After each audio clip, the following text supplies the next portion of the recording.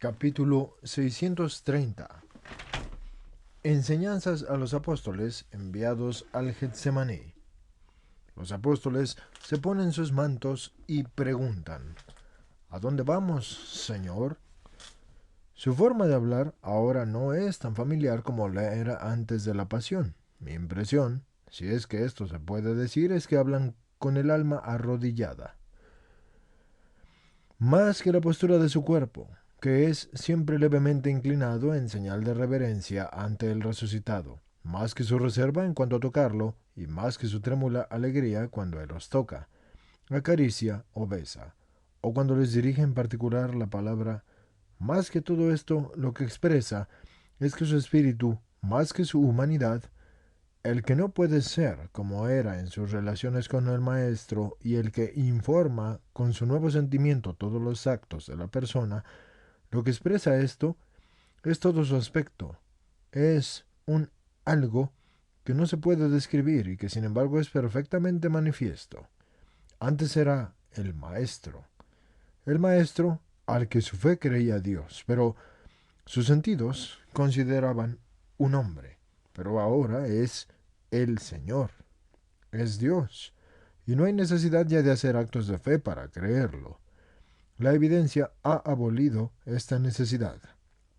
Él es Dios, es el Señor, al que el Señor ha dicho: siéntate a mi derecha, y lo ha proclamado con la palabra y con el prodigio de la resurrección.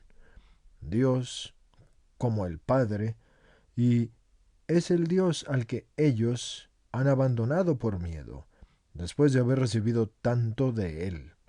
Lo miran siempre con esa mirada de veneración reverencial con que un verdadero creyente mira a la hostia radiosa en el ostentorio o mira el cuerpo de Cristo alzado por el sacerdote en el sacrificio cotidiano.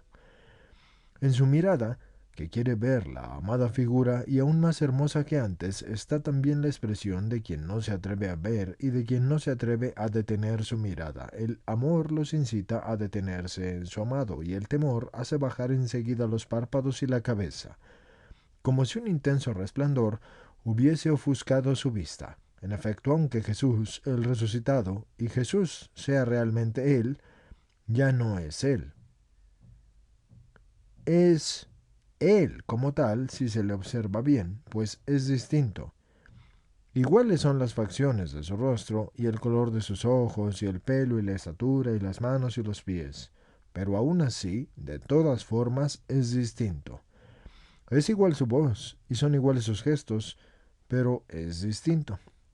Es un verdadero cuerpo, y tanto es así que ahora intercepta la luz del sol, que es poniente y que entra con su último rayo en la estancia por la ventana abierta y proyecta tras de sí la sombra de su alto cuerpo, y a pesar de todo es distinto. No se ha hecho reservado ni distante, pero aún así, sin embargo, es distinto. Una majestad nueva y continua está presente donde tanto reinaba el humilde. Modesto aspecto, y a veces tan modesto que podría parecer abatido del incansable maestro. Desaparecida la demacración del último periodo y borrado ese aspecto de cansancio físico y moral que lo envejecía, y perdida esa mirada afligida y suplicante que demandaba sin hablar: ¿por qué me rechazan? Acójanme. El Cristo resucitado parece incluso más alto y más fuerte y libre de todo peso, y seguro y victorioso y majestuoso y divino. Ni siquiera cuando se hacía poderoso en los momentos de los poderosos milagros, o majestuoso en los momentos sobresalientes de su magisterio, era como es ahora, que ya está resucitado y glorificado. No emana luz, no emana luz como en la transfiguración y como en las primeras apariciones después de la resurrección, y de todas formas parece luminoso. Es verdaderamente el cuerpo de Dios con la belleza de los cuerpos glorificados, y atrae e intimida al mismo tiempo. Quizás son esas heridas tan visibles en las manos y en los pies las que infunden ese respeto profundo, no lo sé. Lo que yo sé es que los apóstoles se manifiestan de una forma distinta, a pesar de que Cristo se muestre muy dulce con ellos y trata de crear nuevamente ese ambiente de otros tiempos. Tan insistentes y habladores que eran antes, pero ahora hablan poco, y si él no responde, ellos no insisten. Si les sonríe a todos o a uno de ellos, cambian de color y no se atreven a responder a su sonrisa con una sonrisa. Si, como hace ahora, tiende la mano para coger su manto blanco, desde que ha resucitado, siempre lleva una túnica blanca que es esplendorosa y es más brillante que si fuera de blanquísimo raso. Ninguno de ellos se adelanta como hacían antes, disputándose la alegría y el honor de ayudarle. Parece como si tuvieran miedo de tocar sus vestiduras y su cuerpo, y debe decir él, como hace ahora: Ven, Juan, ayuda a tu maestro. Estas heridas son verdaderas heridas. Las manos heridas no son tan ágiles como antes. Juan obedece y ayuda a Jesús a ponerse el amplio manto, y lo hace con movimientos tan atentos y concentrados que parece estar vistiendo un pontífice y poniendo cuidado en no rozarle las manos en que rojean los estigmas. Pero a pesar del cuidado que pone, choca a la izquierda de Jesús y grita como si fuera él el chocado. Y fija los ojos en el dorso de esa mano, temiendo ver gotear otra vez sangre. Está tan viva esa atroz herida. Jesús le pone la derecha en la cabeza y le dice: Tuviste más valor cuando me recibiste separado ya de la cruz, y entonces todavía goteaba sangre, tanta que se te tiñó de rojo incluso el pelo. Nuevo rocío de la noche sobre el nuevo amador. Me recogiste como un racimo arrancado de la cepa. ¿Por qué lloras? Yo te di mi rocío de mártir. Tú en mi cabeza esparciste tu rocío de piedad, pero entonces podías llorar, no ahora. ¿Y tú por qué lloras, Simón Pedro? Tú no me has chocado la mano. Tú no me viste muerto. Ah, mi Dios, es por eso por lo que lloro, por mi pecado. Te he perdonado, Simón de Jonás. Pero yo no me he perdonado, Señor. No, nada hará terminar mi llanto, ni siquiera tu perdón. Pero mi gloria sí. Tu glorioso yo pecador. Tu glorioso, después de ser mi pescador, pesca grande y abundante y milagrosa harás, Pedro. Y luego te diré: ven al banquete eterno, y ya no llorarás. Pero todos tienen las lágrimas en las pupilas. Y tú, Santiago, hermano mío, estás ahí echado en ese rincón como si hubieses perdido todos los bienes. ¿Por qué? Porque esperaba que... ¿Entonces sientes las heridas? ¿Las sientes todavía? Esperaba que todo el dolor para ti hubiese quedado anulado y que estuviera borrada toda señal, y también por nosotros pecadores, esas llagas, qué dolor verlas. Sí, ¿por qué no las has borrado? A Lázaro no le quedaron señales. Son una censura esas llagas. Gritan con tremenda voz y son más fulgurantes y terribles que los rayos del Sinaí, dice Bartolomé. Gritan nuestra cobardía, porque nosotros huimos mientras que tú las recibías, dice Felipe. Y cuanto más se miran, la conciencia más censura y echa en cara la cobardía y la necedad y la incredulidad, dice Tomás. Por nuestra paz y la de este pueblo pecador, puesto que moriste y has resucitado para el perdón del mundo, borra esas llagas que acusan al mundo, Señor, dice Andrés, en un tono de súplica. Son la salud del mundo, en ellas está la salud. Las ha abierto el mundo, que odia, pero el amor hecho de ellas medicina y luz. En ellas ha quedado clavada la culpa, y en ellas quedaron colgados y sujetos todos los pecados de los hombres, para que el fuego del amor los consumiese en el verdadero altar. Cuando el Altísimo prescribió a Moisés el arca y el altar del perfume, ¿no quiso que estuvieran perforados por anillos para ser alzados y llevados a donde quería el Señor? Esto está en el Éxodo 25 del 12 al 15 y 30 del 4 al 37 y 3 del 5 al 27. Yo también perforado, y yo soy más que el arca y el altar, y mucho más que arca y altar. He quemado el perfume de mi caridad hacia Dios y el prójimo, y he llevado el peso de todas las iniquidades del mundo, y el mundo debe recordar esto, para recordar cuánto le ha costado a un Dios, al único Dios, para recordar cómo lo ha amado un Dios. el único Dios, para recordar lo que producen los pecados, para recordar que solo en uno está la salvación, en aquel al que traspasaron. Si el mundo no viera rojear mis llagas, en verdad pronto olvidaría que por sus pecados el único Dios, un solo Dios, se inmoló. Olvidaría que verdaderamente morí en el más atroz de los tormentos. Olvidaría cuál es el bálsamo para sus heridas. Aquí está el bálsamo, vengan y besen. Cada beso es un aumento de purificación y de gracia para ustedes. En verdad les digo que purificación y gracia no son suficientes nunca, porque el mundo consume lo que el cielo infunde, y se hace necesario compensar con el cielo y con sus tesoros los descalabros del mundo, porque yo soy el cielo. Todo el cielo está en mí, y los tesoros celestes manan de mis llagas abiertas. Así ofrece las manos para que las besen sus apóstoles, y deben apretar, bueno, él más bien debe apretar esas manos que están heridas contra las bocas ávidas y temerosas, porque el temor a aumentar su dolor contiene esos labios de apretar en las heridas. No es esto lo que produce dolor, aunque sí produzca rigidez. El dolor es otro. ¿Cuál, Señor? Pregunta Santiago de Alfeo. El haber muerto por demasiados inútilmente, pero vamos, o mejor vayan ustedes adelante. Vamos al Getsemaní. ¿Qué pasa? ¿Tienen miedo?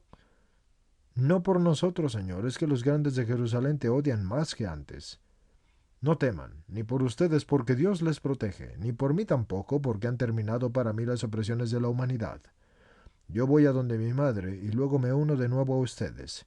Tenemos muchas cosas que cancelar y muchas cosas horrendas del reciente pasado y del pecado y del odio, y lo haremos con el amor, con lo contrario de lo que fue pecado. ¿Ahora lo ven? El beso de ustedes cancela y mitiga el dolor y la consecuencia de los clavos en las carnes vivas. De la misma forma, lo que haremos va a cancelar las señales horrendas y santificará los lugares profanados por los pecados para que al verlos no les causen demasiado dolor. ¿También vamos a ir al templo? El más encrespado de los temores se dibuja en el rostro de todos. No, lo santificaría con mi presencia y no puede. Podía, pero no ha querido. No hay redención para él. Es un cadáver que rápidamente se descompone. Dejémoslo a sus muertos, que lleven a cabo su entierro. En verdad los leones y los buitres despedazarán sepulcro y cadáver, y no quedará ni siquiera el esqueleto del gran muerto que no quiso la vida. Jesús sube por la escalera y sale. Los demás en silencio hacen lo mismo, pero cuando ponen el pie en el pasillo que hace de atrio, Jesús ya no está. La casa está silenciosa y parece desierta, y todas las puertas cerradas.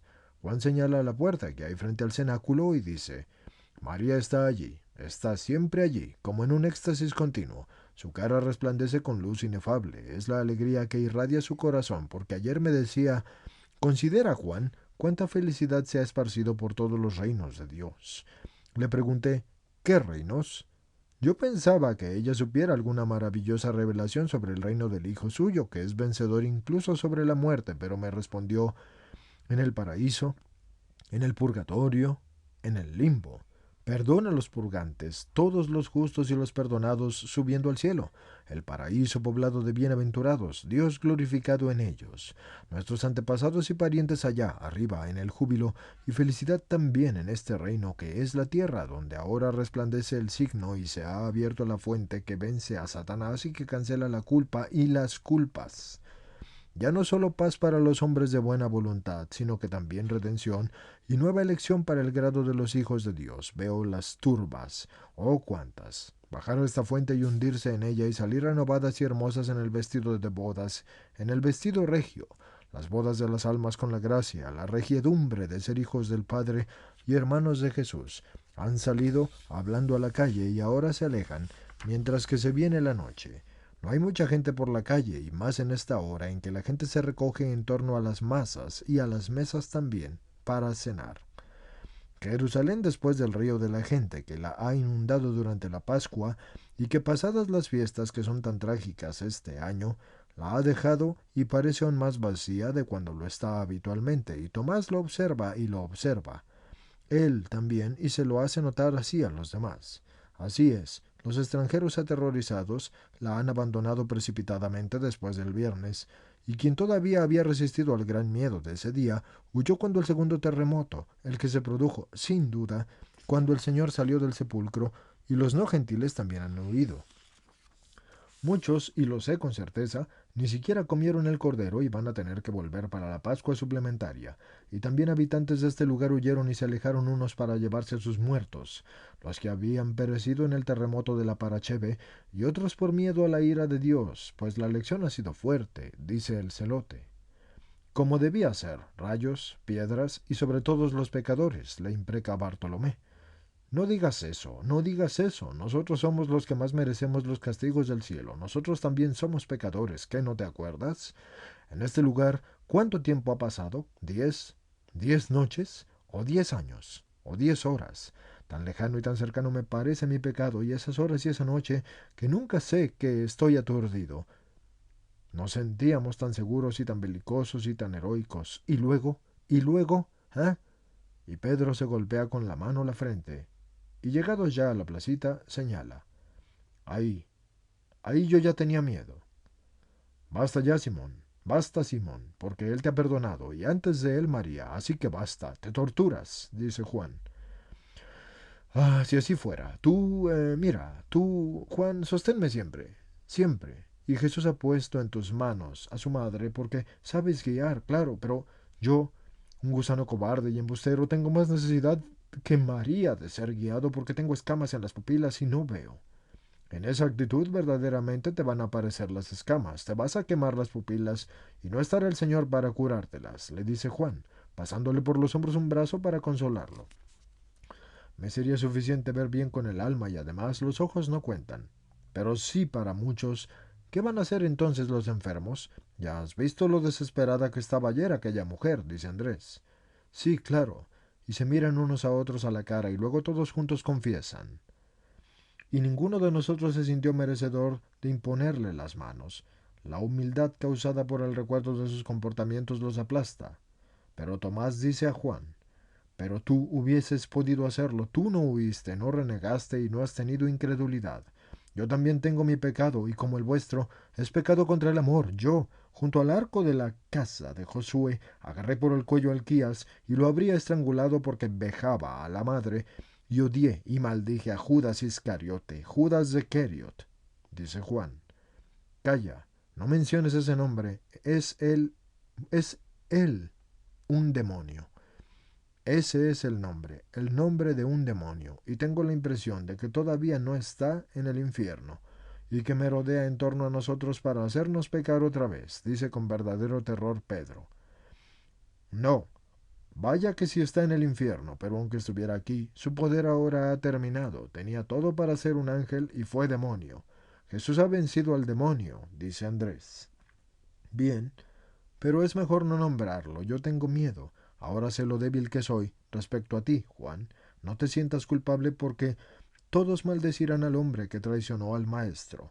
Y justo es hacerlo, dice Judas Tadeo, que siempre ha tenido la misma idea respecto al Iscariote. No, María ha dicho que basta sobre él el juicio de Dios y que nosotros debe haber un solo sentimiento de agradecimiento por no haber sido nosotros los traidores. Y si ella no maldice, ella, la madre, que ha visto las torturas de su hijo, ¿habremos de hacerlo nosotros? Así que olvidemos. Es de necios, exclama su hermano Santiago.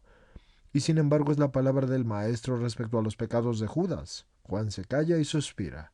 ¿Qué? ¿Qué hay otros? Tú sabes. Habla. Yo he prometido tratar de olvidar y yo me esfuerzo en hacerlo. Y respecto al Quías, he transgredido, pero ese día cada uno de nosotros tenía a su ángel y a su demonio al lado, y no siempre escuchamos al ángel de la luz, dice el celote.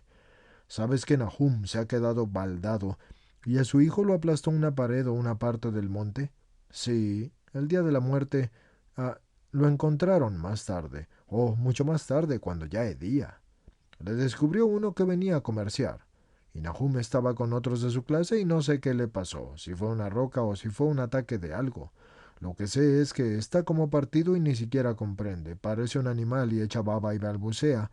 Y ayer, con la única mano que tiene sana, agarró por el cuello a su amo, que había ido donde él, y gritaba, por ti, si no hubieran acudido los criados. ¿Cómo lo sabes, Simón? Le pregunta el celote. He visto a José ayer, responde éste lacónicamente. Creo que el maestro tarda en venir y estoy preocupado, dice Santiago de Alfeo. ¿Volvemos para atrás? Propone Mateo. O nos paramos aquí en el puentecillo, dice Bartolomé. Y se paran, pero Santiago de Zebedeo y el otro Santiago, y Andrés y Tomás, vuelven sobre sus pasos y pensativos miran hacia el suelo y miran a las casas. Andrés, palideciendo, apunta con el dedo hacia la pared de una casa que resalta sobre el blanco de la cal, una mancha que está rojo parda, y dice, «Es sangre, sangre del maestro, quizás». ¿Perdía ya sangre aquí? Decidme. ¿Y qué podemos decir de nosotros, si ninguno lo siguió? Dice desconsolado Santiago de Alfeo. Pero mi hermano y sobre todo Juan sí lo siguieron. No inmediatamente, no inmediatamente. Me ha dicho Juan que lo siguieron desde la casa de Malaquías. Aquí no había ninguno de nosotros, dice Santiago de Zebedeo. Miran hipnotizados la extensa mancha oscura de sangre que aparece sobre la pared blanca a poca distancia del suelo, y Tomás hace esta observación. Ni siquiera la lluvia ha podido lavarla, ni siquiera la ha desconchado el granizo que ha caído con tanta fuerza en estos días. Si supiera que es sangre suya, levantaría el revoque de esa pared, de la pared. Preguntémoselo a los de la casa, ¿quién saben? Así les aconseja Mateo que se ha unido a ellos. No, podrían reconocernos como sus apóstoles y podrían ser enemigos del Cristo. Y responde Tomás. Y nosotros somos unos cobardes todavía, termina Santiago de Alfeo con un gran suspiro. Y poco a poco todos se han ido acercando a esa pared y miran, y pasa una mujer, una rezagada que vuelve de la fuente, goteándole los cántaros del agua fresca y los observa, y deja los cántaros en el suelo y les pregunta, ¿están mirando esa mancha de la pared? ¿Qué son discípulos del Maestro? Me lo parece, aunque sean poco visibles. Sus caras, y aunque no les viera detrás del Señor cuando pasó por aquí apresado para conducirlo a la muerte, eso me hace titubear, porque un discípulo que sigue al Maestro en las horas buenas y que se siente orgulloso de ser discípulo suyo y que mira con severidad a los que no están dispuestos como él a dejar todo para seguir al Maestro, debe también seguir al Maestro en las horas que le son malas, o al menos debería hacerlo, y yo a ustedes no los vi. No, no los vi, y si no les vi, señales de que yo, mujer de Sidón, seguía a aquel al que sus discípulos israelitas no le siguieron. Ya, pero yo recibí un don de él. ¿A ustedes acaso que no les había concedido nunca ningún don? Me parece extraño porque se lo concedía a los gentiles y a los samaritanos y a pecadores e incluso a bandidos, dándoles la vida eterna, y si ya no podía dar la de la carne, ¿es que acaso no les quería? Señales entonces de que ustedes eran peores que las inmundas áspides o las hienas, aunque la verdad es que creo que él quería incluso a las víboras y a los chacales, y no porque lo fueran, sino por haber sido creados por su padre.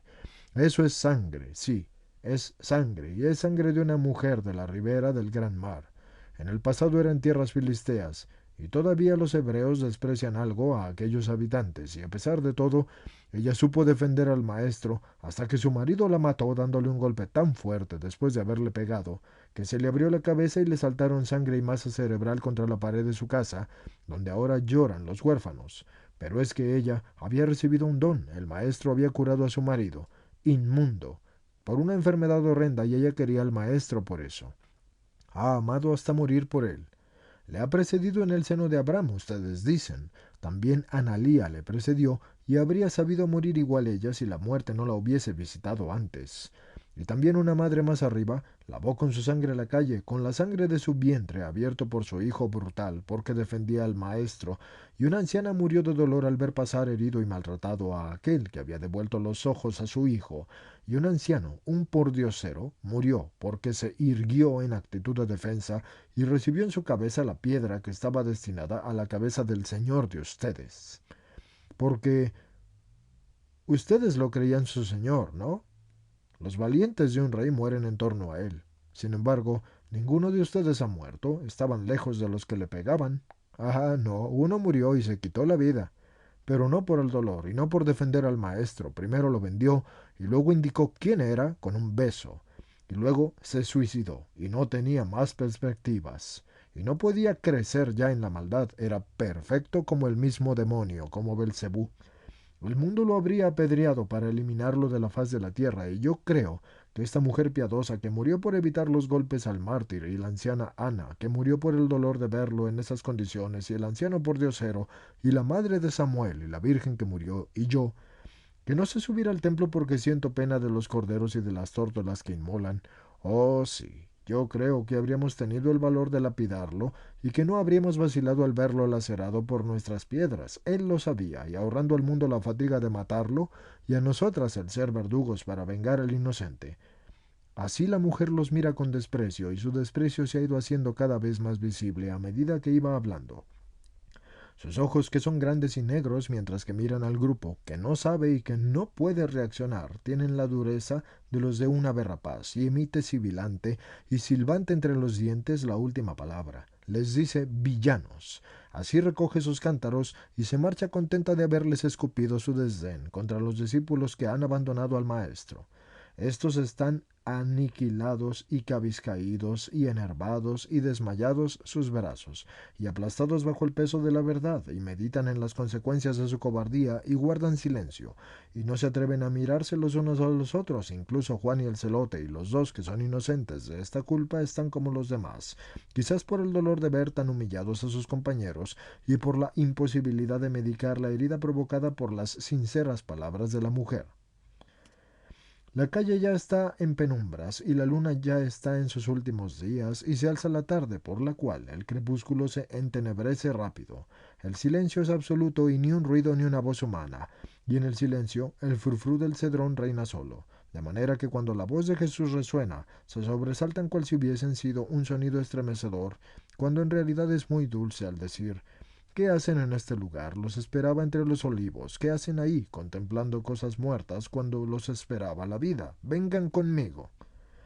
Jesús parece venir del Getsemaní hacia ellos, y se detiene al lado de ellos, y mira la mancha en que están todavía fijadas las miradas aterradas de los apóstoles, y dice: esa mujer ya está en la paz, y ha olvidado el dolor. ¿Inactiva respecto a sus hijos? No, doblemente activa, y los santificará, porque es lo único que pide a Dios.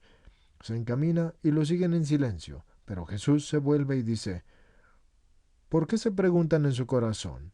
¿Y por qué no pide conversión para su marido? ¿No es santa si lo aborrece? Pues no lo aborrece. Perdonó desde el momento en que él la mataba. Pero es un alma que ha entrado en el reino de la luz y que ve con sabiduría y con justicia, y ella ve que no hay conversión ni perdón para su marido. Por eso vuelve su oración hacia quien puede recibir de su oración un bien. Y no es mi sangre, no, aunque de hecho perdí mucha también en esta calle. Pero los pasos de los enemigos la esparcieron mezclada con la tierra y con las inmundicias, y la lluvia la coló, disuelta entre los estratos de la tierra. Pero queda mucha que es visible todavía, porque fluyó tanta que ni los pasos ni el agua podrán cancelarla fácilmente. Iremos juntos y van a ver mi sangre derramada por ustedes. ¿A dónde? ¿A dónde quiere ir? ¿Al lugar de su llanto? ¿Al pretorio? Se preguntan. Y Juan dice: pero Claudia se ha marchado 2 días después del sábado, enojada, y se dice temerosa incluso de la presencia de su marido. Me lo ha referido el astero, y Claudia separa su responsabilidad de la de su consorte, porque ella le había advertido de no perseguir al justo, pues que era mejor ser perseguido de los hombres que no del Altísimo, cuyo Mesías era el Maestro. Y no están tampoco ni Plautina ni Lidia. Han seguido a Claudia a Cesarea, y Valeria se ha marchado con Juana a Béter. Si estuvieran ellas, podríamos entrar, pero ahora, no sé, falta también Longinos, al que Claudia ha querido en su escolta, dice Juan. Irá al lugar donde viste la hierba mojada de sangre. Jesús, que va adelante, se vuelve y dice: al Gólgota. Ahí hay tanta sangre mía, y la tierra parece un duro mineral ferroso, y ya alguien nos ha precedido, pero es lugar impuro, grita Bartolomé. Jesús exterioriza una sonrisa compasiva y le responde: todo lugar de Jerusalén es impuro después del atroz pecado, y sin embargo ustedes no sienten incomodidad en estar aparte de la de estar llenos de miedo a la gente. Ahí han muerto siempre los bandidos, ahí he muerto yo, y para siempre yo lo he santificado, y en verdad les digo que hasta el final de los siglos no existirá ningún otro lugar que sea más santo que ese. Y convergerán las muchedumbres de toda la tierra y de todas las épocas para besar esa tierra, y ya alguien les ha precedido, sin temer las vejaciones ni las venganzas, y sin temer contaminarse, y quien les ha precedido tenía el doble de la razón para temer esto. ¿Quién es, Señor? Le pregunta Juan, al cual Pedro le hurga con el codo en el costado para que le pregunte. Es María de Lázaro. De la misma manera que recogió el recuerdo del júbilo que luego distribuyó a sus compañeras y las flores pisadas por mis pies, cuando entraba antes de la Pascua en su casa, ahora ha sabido subir al Calvario y escarbar con sus manos en la tierra dura por mi sangre, y bajar con su carga y depositarla en el regazo de mi madre, y no ha tenido miedo, y era conocida como la pecadora y como la discípula, ni tampoco la que ha recibido en su regazo esa tierra, del lugar del cráneo, ha creído que se ha contaminado. Todo lo ha anulado mi sangre, y santa es la tierra sobre la cual mi sangre ha caído. Mañana, antes de la 6ª hora, van a subir al Gólgota, y yo me uniré con ustedes, pero el que quiera ver mi sangre, ahí la tiene. Y señala entonces al pretil del puentecillo. Aquí mi boca golpeó, y salió de ella sangre. Mi boca solo había pronunciado palabras de santidad y palabras de amor. ¿Y por qué entonces fue golpeada y no hubo nadie que la medicara con un beso? Y entran en el Getsemaní, pero Jesús debe abrir antes una puerta que ahora impide el acceso al huerto de los olivos. Es una puerta nueva, una valla fuerte terminada en unas agudas puntas que está alta y cerrada con una fuerte y novísima cerradura. Jesús tiene la llave, que es una llave tan nueva, que resplandece como el acero, y abre la cerradura a la luz de la rama encendida que Felipe ha prendido para ver, porque ya es del todo de noche. No estaba. ¿Por qué? Musitan entre sí observando la valla que aísla al Getsemaní. Está claro que Lázaro no ha querido ya a nadie aquí. Mira allí, piedras, ladrillos y cal. Y ahora es madera y luego será un muro. Y Jesús dice, vengan, les digo que no se ocupen de cosas muertas. Miren, aquí estaban.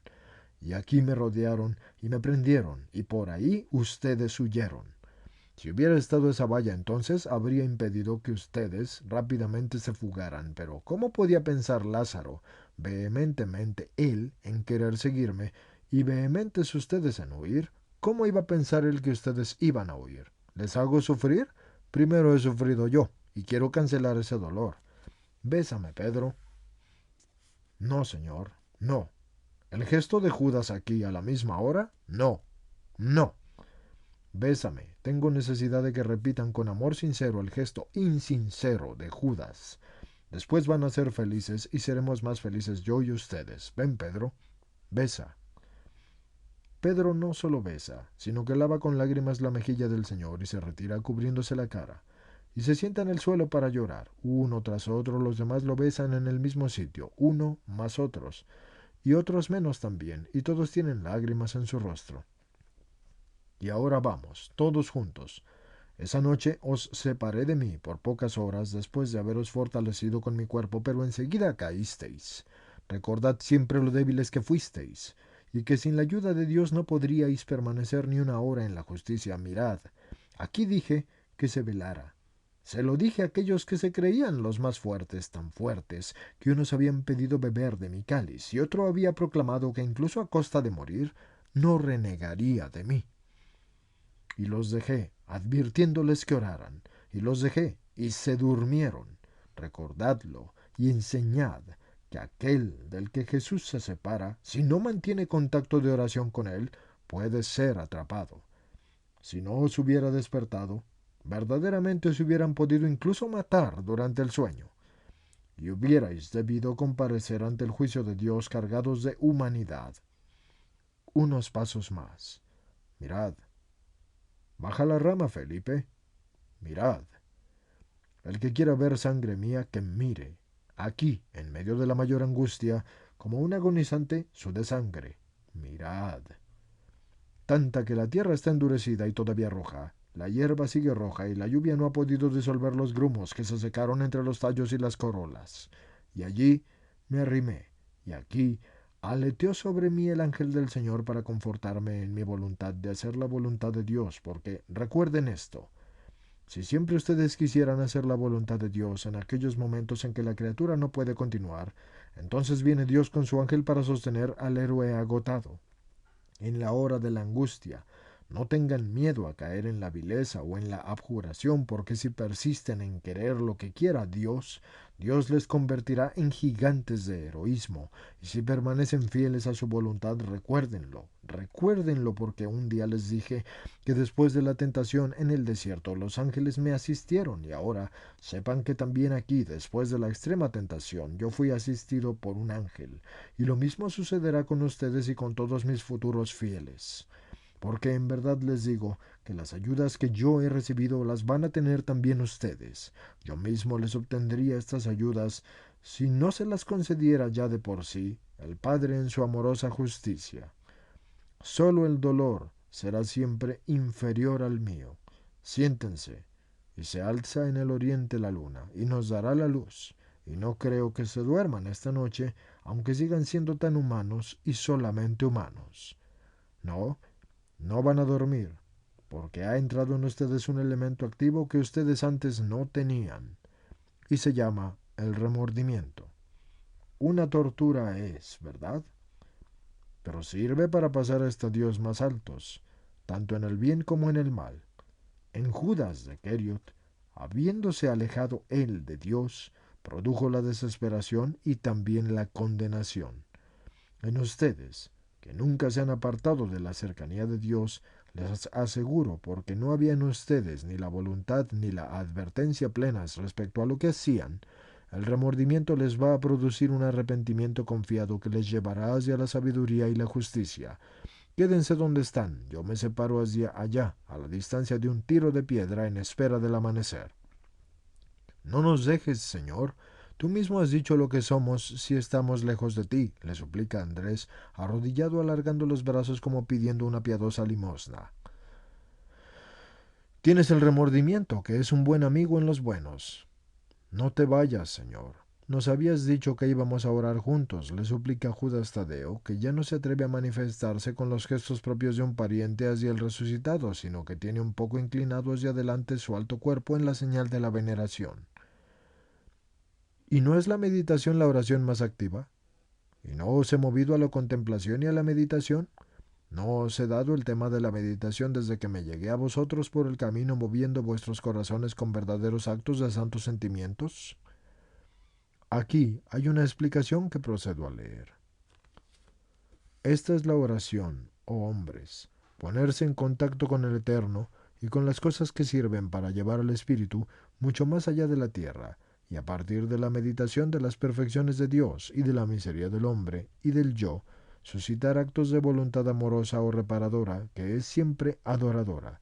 Y aunque fuera una voluntad que surgiera de una meditación sobre una culpa o un castigo, el mal y el bien sirven para el fin último, si se saben usar. Y lo he dicho muchas veces, el pecado es insanable, es quebranto, solo si no está seguido de arrepentimiento y de reparación, porque en caso contrario, con la contrición del corazón, se hace fuerte argamasa para mantener compactos los cimientos de la santidad, cuyas piedras son las buenas resoluciones. Después de leer esta pequeña explicación, continúo con la lectura. Ahora, les aclaro que esta explicación está en el libro como lectura, pero es una explicación. Así pues, continúo con la lectura. ¿Podrías mantener unidas las piedras tú sin argamasa, sin esa sustancia de malo y de pobre aspecto, sin la cual las piedras pulidas y los brillantes mármoles no mantendrían su cohesión para formar el edificio? Y Jesús hace así un ademán de marcharse. Juan su hermano y el otro Santiago y Pedro y Bartolomé le han dicho algo en voz baja y se alza y le sigue y dice: Jesús, mi Dios, esperábamos decir contigo la oración a tu Padre, tu oración.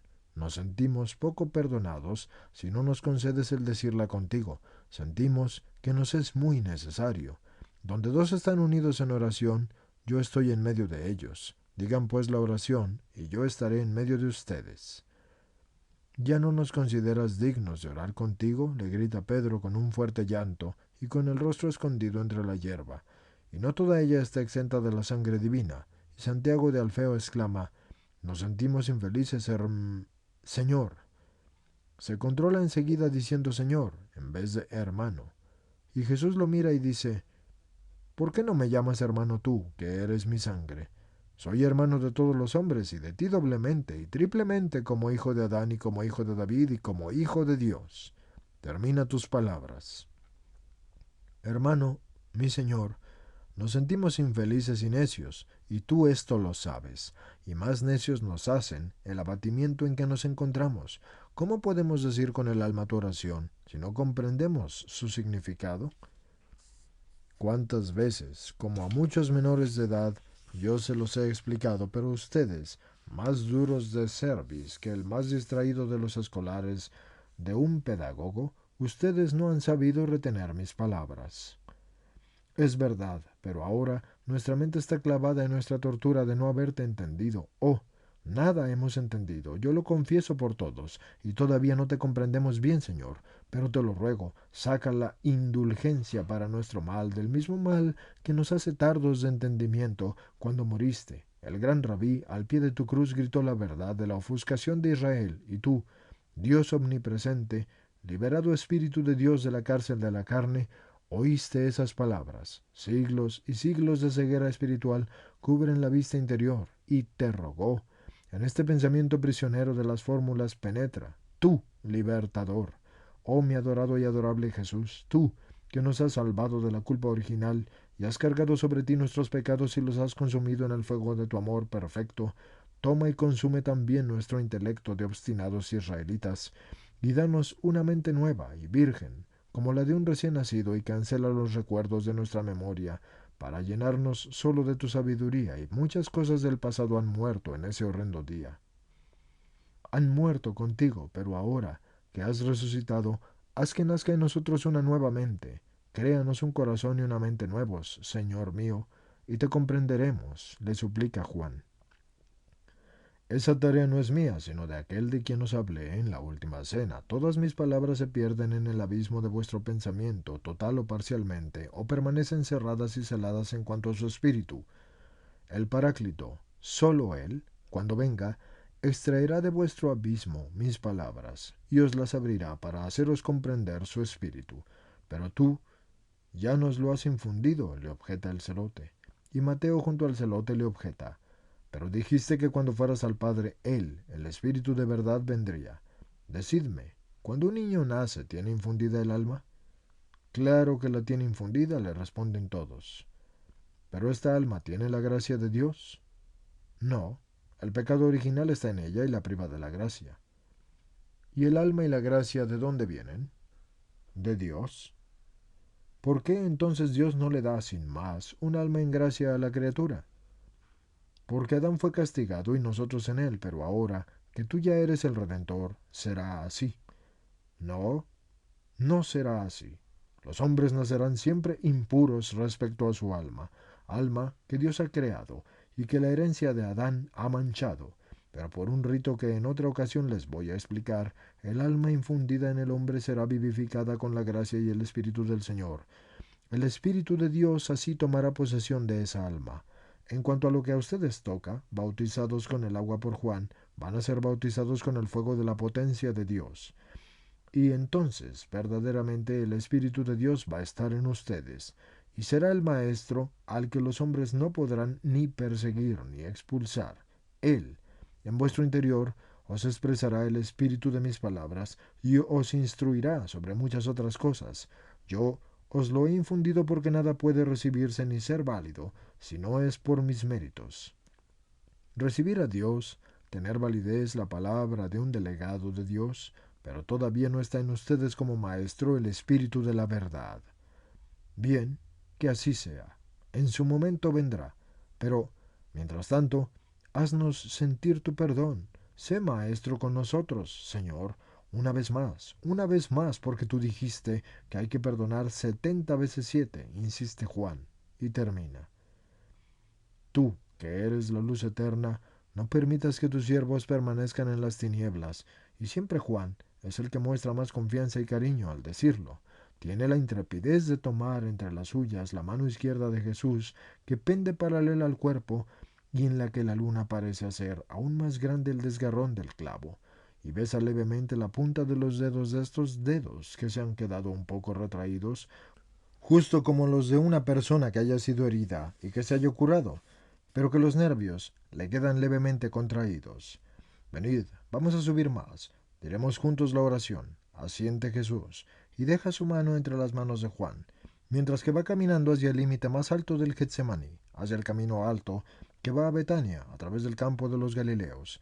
Aquí también se ve que se están llevando a cabo las obras de la delimitación indicadas por Lázaro. Es más, en este lugar más alejado de la casa del guardia del olivar, ya está levantada una tapia lisa y alta y paralela al trazado serpenteante del seto y el sendero que eran el límite del Getsemaní.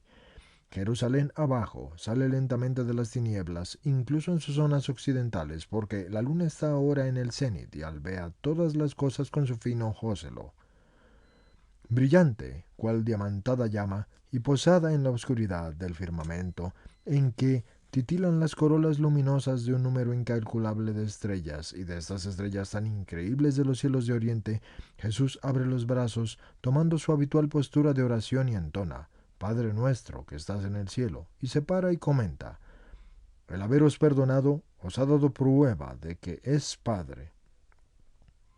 ¿Qué Señor que no fuera Padre vuestro no os habría castigado a vosotros que tenéis más deber que los demás de ser perfectos? A vosotros, que tantas gracias habéis recibido y que, como decís vosotros, sois tan negados para vuestra misión. Yo no os he castigado, y el Padre no os ha castigado, porque lo que hace el Padre, el Hijo lo hace, porque lo que hace el Hijo, el Padre lo hace, pues que nosotros somos una sola divinidad unida en el amor. Yo estoy en el Padre y el Padre está conmigo. El Verbo está siempre junto a Dios, que no tiene principio. Y el Verbo precede a todas las cosas, desde siempre, desde una eternidad, cuyo nombre es siempre, desde un presente eterno, junto a Dios. Y es Dios, como Dios, pues que es el Verbo del pensamiento divino. Así pues, cuando me vaya, al orar así al Padre nuestro, al mío y de ustedes, siendo así que somos hermanos, ustedes menores y yo primogénito, ved, sí, vedme siempre también a mí en el Padre mío y de ustedes. Ved, sí, ved al Verbo que fue el Maestro vuestro, y que os amó hasta la muerte y más allá de la muerte, dejándoos en alimento y bebida, a sí mismo, para que estuvierais en mí, y yo en vosotros, mientras dura el destierro. Y luego yo y vosotros estuviéramos en el reino, por el que os he enseñado a orar. Venga a nosotros tu reino, después de vuestra invocación, para que vuestras obras santifiquen el nombre del Señor, dándole la gloria en la tierra y en el cielo. Sí, no sería para vosotros, ni para los que creerán como vosotros, el reino de Dios del cielo, si antes no hubierais querido ese reino de Dios en vosotros con la práctica real de la ley de Dios y de mi palabra, que es el perfeccionamiento de la ley, pues que he dado en el tiempo de la gracia la ley de los elegidos, o sea, la de aquellos que están más allá de las constituciones civiles y morales y religiosas del tiempo mosaico, que están ya en la ley espiritual del tiempo de Cristo. Ya veis qué significa el tener a Dios cerca, pero no tenerlo en vosotros. ¿Qué significa el tener la palabra de Dios, pero no tener la práctica real de esa palabra? Los mayores delitos se han llevado a cabo por este tener a Dios cerca, pero no tenerlo en el corazón, por este tener conocimiento de la palabra, pero no la obediencia a ella. Todo por esto, la cerrazón y los desmanes, el deicidio, la traición, las torturas, la muerte del inocente y de su Caín. Todo ha venido por eso. Y en realidad, ¿a quién amé tanto como a Judas? Pero él no me tuvo a mí, Dios, en su corazón. Y es el condenado deicida, el infinitamente culpable como israelita y como discípulo y como suicida y como deicida, además de por sus 7 vicios capitales y todos sus otros pecados. Ahora podéis tener en vosotros el reino de Dios con más facilidad, porque yo os lo he obtenido con mi muerte. Con mi dolor os he comprado de nuevo. Recordadlo, y que ninguno pisotee la gracia, porque ha costado la vida y la sangre de todo un Dios, el único Dios. Este, pues, el reino de Dios en vosotros, oh hombres, por la gracia, tanto en la tierra respecto a la iglesia como en el cielo respecto al pueblo de los bienaventurados que, habiendo vivido con Dios en su corazón, unidos al cuerpo de que Cristo es la cabeza, y unidos a la vid de que cada cristiano es un sarmiento, merecen descansar en el reino de aquel por quien todas las cosas han sido hechas y creadas. Yo, quien os habla, y que me he entregado a mí mismo a la voluntad paterna para que todo pudiera cumplirse. Por lo que, sin hipocresía, puedo enseñaros qué ha de decirse: hágase tu voluntad en la tierra como en el cielo. Y hasta los terruños y la hierba y las flores y las piedras de Palestina y mis carnes heridas y todo un pueblo pueden decir como he hecho yo la voluntad de mi Padre. Haced lo que he hecho yo hasta el extremo, hasta la muerte de cruz, si así Dios lo quiere. Porque recordad esto, yo lo he hecho y no hay discípulo que merezca más misericordia que yo. Y a pesar de ello, yo he encarnado el mayor de los dolores, y a pesar de ello, he obedecido con perpetuas renuncias. Vosotros lo sabéis, y más lo comprenderéis en el futuro, cuando os asemejéis a mí bebiendo un sorbo de mi cáliz. Traed constantemente a vuestra mente este pensamiento. Por su obediencia al Padre, Él nos ha salvado, y si queréis ser salvadores, haced lo que yo he hecho. ¿Quién conocerá la cruz? ¿Quién conocerá la tortura de los tiranos? ¿Quién la tortura del amor del destierro del cielo al que tendrá hasta la más anciana edad antes de subir a él? Bueno, pues que todo se haga, aquello que Dios quiera. Pensad que un suplicio de muerte y un suplicio de vida, cuando en realidad quisierais morir para ir a donde yo estaré, son iguales ante los ojos de Dios si se viven con una alegre obediencia. Son su voluntad y por tanto son santos. Danos hoy nuestro pan de cada día. Día tras día y hora tras hora es fe, es amor, es obediencia, es humildad, es esperanza. El pedir el pan de un día y aceptarlo como es, hoy dulce y mañana amargo, mucho o poco, con especias o con ceniza, siempre es justo, así como es. Lo da Dios, que es Padre y por tanto es bueno. En otro momento yo os hablaré del otro pan. Saludable sería querer comerlo todos los días y de orar al Padre para que lo mantenga, porque ay del día y de los lugares en que faltara por voluntad de hombres. Ahora ya veis cuánto los hombres son poderosos en sus obras de tinieblas. Orad al Padre para que defienda su pan y os lo dé. Cuanto más lo dé, más querrán las tinieblas ahogar la luz y la vida, como hicieron en la Parachebe. La segunda Parachebe no tendría resurrección. Recordad esto todos. El Verbo ya no podrá ser matado, pero sí se podrá dar muerte a su doctrina, y se podría ahogar en demasiados la libertad y la voluntad de amarlo, pero entonces vida y luz también terminarían para los hombres. Ay de aquel día, os sirva de ejemplo el templo. Recordad que he dicho, es el gran cadáver. Perdónanos nuestras deudas como nosotros perdonamos a nuestros deudores. Pecadores todos, sed dulces con los pecadores. Recordad mis palabras. ¿Por qué miras la paja en el ojo de tu hermano si antes no quitas la viga del tuyo? El espíritu que yo os he infundido, la orden que os he dado, os dan la facultad para perdonar en el nombre de Dios los pecados del prójimo, pero ¿cómo podríais hacerlo si a vosotros no os los perdona Dios? Hablaré en otra ocasión de esto. Por el momento os digo, perdonad a quien os ofende, para ser perdonados y tener derecho a absolver o condenar. Quien está libre de pecado puede hacerlo con una plena justicia. El que no perdona y está en pecado y finge escándalo es un hipócrita, y el infierno lo espera. Porque, si cabe misericordia para los tutelados, severo será el veredicto para sus tutores, culpables de pecados iguales o mayores aún, teniendo la plenitud del Espíritu como ayuda. No nos dejes caer en la tentación y líbranos del mal. Aquí tienen la humildad, que es piedra básica de la perfección. En verdad les digo que bendigan a los que les humillan, porque les proporcionan lo necesario para su celeste trono. No, La tentación no significa perdición si el hombre humildemente está junto al Padre y le pide que no permita que Satanás, o el mundo, o la carne lo venzan. Las coronas de los bienaventurados están adornadas de las gemas de las tentaciones vencidas. No las busquen, pero no sean cobardes cuando lleguen.